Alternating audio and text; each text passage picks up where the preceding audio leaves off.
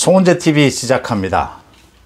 국민의힘 대선 후보 경선에서 윤석열 후보가 선출된 이후 이제 2주쯤 돼 갑니다. 지난 2주 동안 송은재TV 댓글을 통해서 제가 가장 많이 비판을 받은 부분이 김종인과 이준석 부분입니다. 김종인과 이준석을 이번 대선에서 안고 가야 하느냐, 꼭 안고 갈 필요가 있느냐. 이제 김종인과 윤석열 후보가 김종인과의 밀당이죠. 밀당이 거의 마무리 단계입니다. 이제는 그러니까 김병준 위원장과 김한길 전 의원 그 두 사람을 영입하느냐를 놓고 김종인 위원장과 의견이 다른 부분, 이것만 이제 불거지고 있습니다. 이게 정리가 되면 이제 선대위 조직, 인선 마무리되지 않을까 이렇게 보입니다. 김종인과 이준석, 저도 여러 번 비판을 했습니다. 김종인의 독선, 그 다음 지나온 경력에 있어서 많은 김종인은 분명히 갖고 있습니다. 이준석의 오만, 그동안 윤석열 후보에 대해서 불필요한 공격을 하는 등등, 안철수에 대한 공격 비롯해서 이준석의 오만 심각한 수준입니다. 그럼에도 불구하고 제가 궁극적으로 김종인과 이준석을 안고 갈 수밖에 없다라고 말씀드리는 것은 팩트에 기반해서 그런 평가, 그런 전망을 할 수밖에 없다라고 하는 부분입니다. 가장 먼저 윤석열 후보가 김종인에게 휘둘리는 것 아니냐, 김종인이 상황이 되는 것 아니냐, 이런 우려들 많이 해주셨습니다. 저는 오히려 거꾸로 봅니다. 윤석열 후보가 독주하게 될 것이다. 너무 독주하지 않을까 하는 부분을 우려합니다. 사실은요, 김종인 위원장도 어지간합니다. 독선적인 성격, 리더십, 카리스마 어지간합니다. 그런데 지난 경선 과정에서 보여준 윤석열 후보의 고집, 윤석열 후보의 배짱, 정치 스타일, 김종인을 압도한다라고 하는 부분입니다.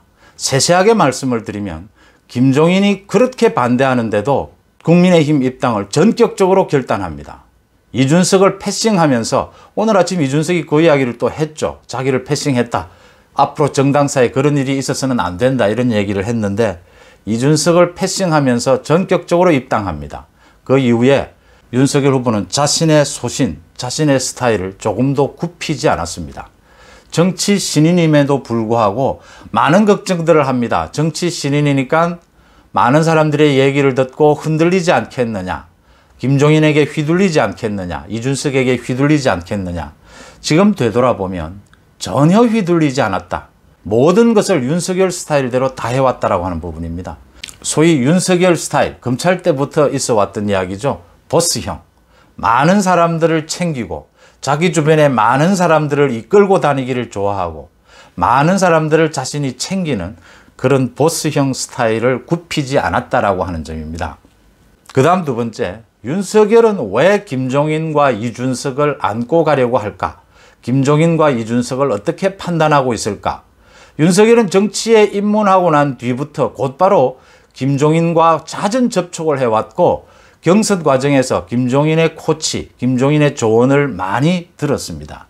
이준석에 대해서도 많은 공격도 받았지만 이준석과도 계속 회동을 하면서 많은 접촉을 했습니다. 서로가 서로에 대해서 잘 알고 있다는 것이죠. 먼저 이준석은 왜 안고 갈까?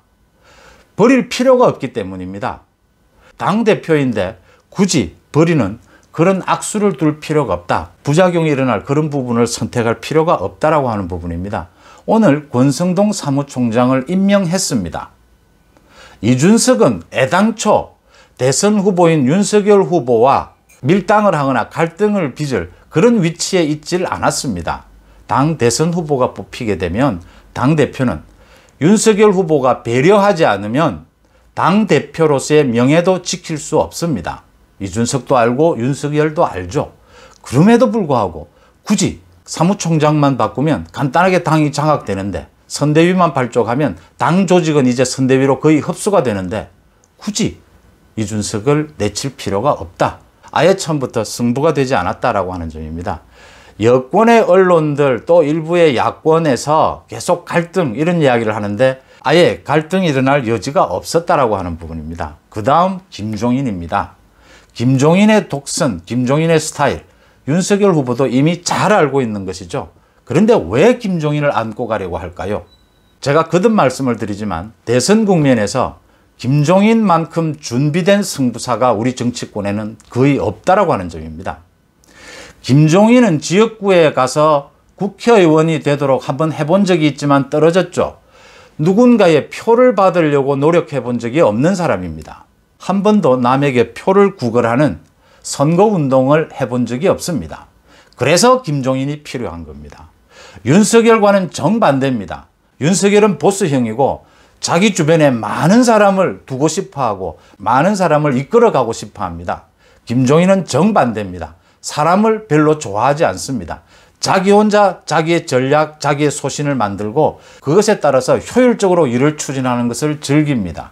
정반대죠. 타협하지 않습니다. 표를 구걸하려면 타협해야 합니다. 타협하기 싫어서 표를 구걸하지도 않고 표를 구걸하러 나가면 김종인 같은 사람은 떨어집니다. 절대로 선거에서 될 수가 없습니다. 윤석열 주변에 포진하고 있는 많은 중진 의원들은 김종인과 전혀 다릅니다. 윤석열에게 많은 조언을 했을 겁니다. 많은 사람을 모아야 한다. 필요한 타협을 해야 한다. 많은 얘기를 했을 겁니다. 김종인은 전혀 그렇지 않습니다. 김종인의 머릿속에는 내년 3월 9일 윤석열이 대통령 선거에서 이기는 가장 빠르고 가장 효율적인 방법이 김종인 머릿속에는 이미 그려져 있을 겁니다.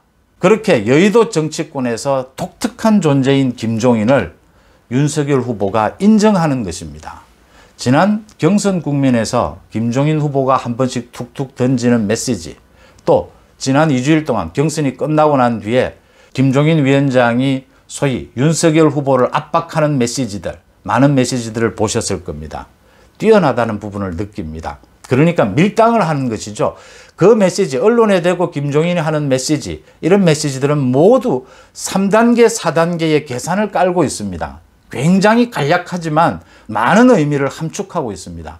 윤석열 후보에게 양보하라는 겁니다. 양보만 하면 자신이 너를 대통령을 만들어 줄게. 나는 확실하게 효율적으로 이기는 방법을 알고 있다.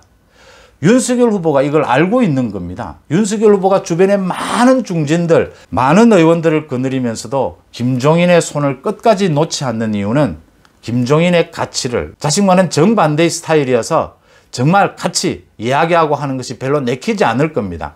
그럼에도 불구하고 김종인을 끝까지 안고 가는 이유는 지금 정치판에서 선거에 관한 한 많은 흠을 가지고 있다고 하더라도 자신을 도와줄 사람으로 김종인만한 사람이 없다라고 하는 것을 정확하게 알고 있기 때문입니다.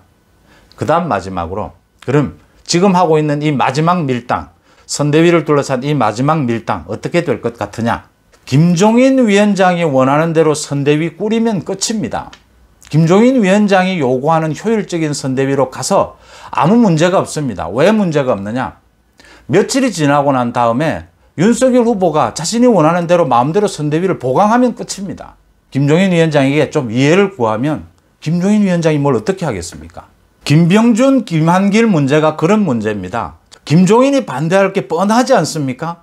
문제는 김종인이 반대한다라는 걸 언론을 통해서 계속 메시지를 내는데도 윤석열 후보는 고집스럽게 김한길을 만나서 오늘 확답을 받아내고 김병준도 영입할 것이라고 계속 또 이야기를 합니다. 이런 윤석열의 고집, 그걸 끝까지 반대하는 김종인의 독선, 누가 이길까?